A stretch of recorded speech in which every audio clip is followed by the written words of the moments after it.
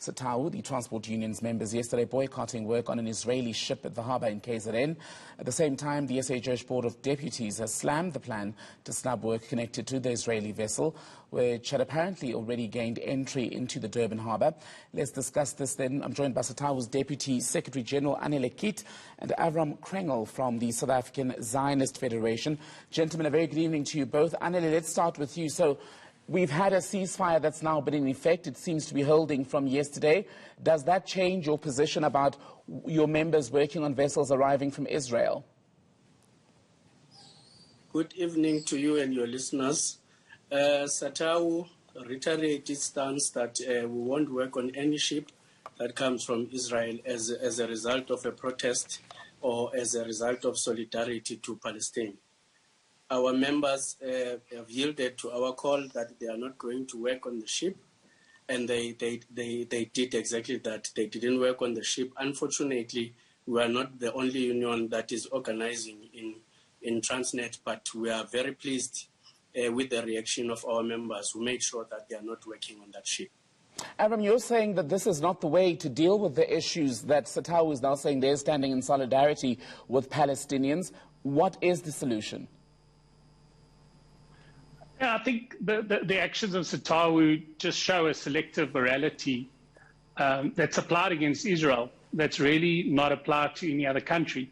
So if Satawu was not unloading Chinese ships because of the genocide against the Uyghurs, or Russian ships for the destruction of Syria and their civilian population, perhaps we could, have a conversation whether Israel's actions, warranted it. But the fact that they only take such actions against Israel, it shows a bias that is not helpful to actually resolving the conflict in the Middle East, which could only be resolved, when parties encourage parties such as South Africa encourage the Palestinians and the Israelis to come together to actually negotiate. When we take one side and sanction the other, like we are with Israel, we aren't able to play that very constructive role, which we should be doing. But Avrom, when you say that you cite other human rights abuses in other parts of the world, you say if Satawu is going to say they are now boycotting Israeli vessels, they should have done so with issues related to other countries. Is it not unfair to say an activist should take a position on every issue? The difference is that the other issues are true abuses of human rights. They're true genocides. They're on a scale and a magnitude which pale into insignificance compared to what has occurred in Gaza at the moment. 4,000 rockets were fired at Israel. Israel retaliated. It tried to destroy the military installations of Hamas. Unfortunately, there were certain civilian casualties, as there are in any war. But you just can't compare, the abuses that are being committed, and yet a blind eye is turned to every single country where actual abuses are occurring, and all of a sudden, Satawu finds its human rights soul, supposedly when it comes to Israel. And I think, as I say, it's just it's a singling out that is not justified and unhelpful in what needs to happen, which is a reconciliation between Palestinians and Israelis. All right, let me go to Anele, because Anele, you've heard Avrom says basically, as Satawu, you've not taken a similar position on what he says were worse actions taken by other countries previously, and you're selective basically in your activism on the issue of Palestinian solidarity. How do you respond? No, I think my colleague here is overtaken by events. Satawu have a long history of making sure that we are against any oppression of any other country by another country.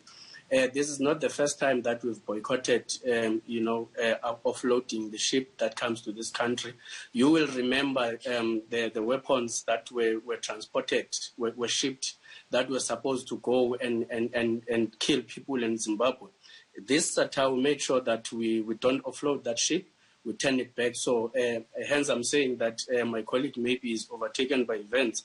However, you must also understand that Satawu doesn't work as a solo. We work with other organizations that call on us because we're a strategic union that organizes in these ships. When there's a call upon us to act in solidarity, Satawu has never refused to do that. So there you go then. You've heard Satawu's response, Avrom, saying, well, you are the one who's misinformed about the extent of their activism. They've taken positions on other issues that you don't know doesn't mean it hasn't happened. I don't think weapons going to Zimbabwe, can be equated to the Israeli-Palestinian conflict.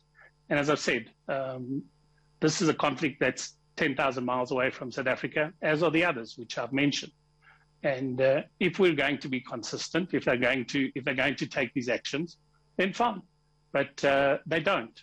And the fact that they only go for Israel, that they only find some conscience when it comes to Israel trying to defend themselves against the Palestinians, it undermines what they're trying to achieve, and it's counterproductive to the role that South Africa could play in the region. You speak about weapons, Avrom, moving into Zimbabwe as an example, but the issue of Palestinians and their fight against Israeli occupation has been going on for decades now, and some say it is actually the worst oppression of people, if not the longest standing oppression of a single people. So let's be clear, there's no occupation of Gaza. The Israelis removed every single settlement that they had in Gaza 15 years ago. They risked a civil war to do so. And there was a chance for the Gazans to create a thriving, flourishing country, a democracy, a Dubai of the Middle East. Israel and the world wanted that to happen. Unfortunately, Hamas took control of the Gaza Strip. It's an organization, it's an extremist organization that is dedicated to the destruction of Israel. So instead of trying to live in coexistence with Israel and build a society for their own Palestinians, they simply use it as a vehicle to attack Israel. The pass that we are giving to Hamas and its militants and its extremism against Israel just perpetuates the conflict. It doesn't help to solve it. And Anele, let me come to you then. The issue of the two-state solution, where the Palestinians and the Israelis can live side by side, has been going on or discussed for decades, yes, for years again, but it still hasn't happened. Do you think it'll finally happen now? We've heard condemnation from South Africa. You're hearing the Americans saying, at least if you follow some of the reporting, that the tide is turning and there's more pressure on the United States to act more decisively.